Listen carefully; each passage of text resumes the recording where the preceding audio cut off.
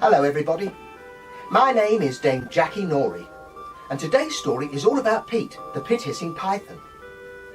Pete was a little snake who lived in a snake pit with his mother. One day, Pete was hissing in the pit when his mother said, "Pete, if you must hiss, go outside the pit and hiss." So, Pete went outside the pit to hiss. Pete spent some time just hissing around, and then he leaned over and hissed in the pit again. Pete's mother heard Pete hissing in the pit and said, "Pete, if you must hiss in a pit, go over to Mrs. Potts and hiss in her pit."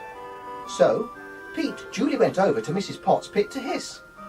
Well, Mrs. Potts was not at home, but Pete hissed in her pit anyway.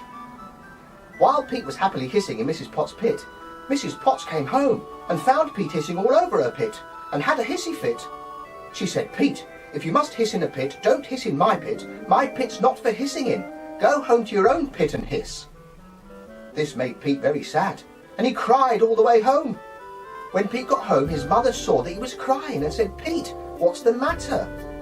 Pete said, "I went over to Mrs. Potts' pit to hiss, but Mrs. Potts was not at home, so I hissed in her pit anyway. Then Mrs. Potts came home and found me hissing in her pit and said, 'Pete, don't hiss in my pit. If you must hiss in a pit, go home and hiss in your own pit.'" This made Pete's mother very angry, and she said, "That mean, ungrateful old lady. I knew Mrs. Potts when she didn't have a pit to hiss in." Goodbye.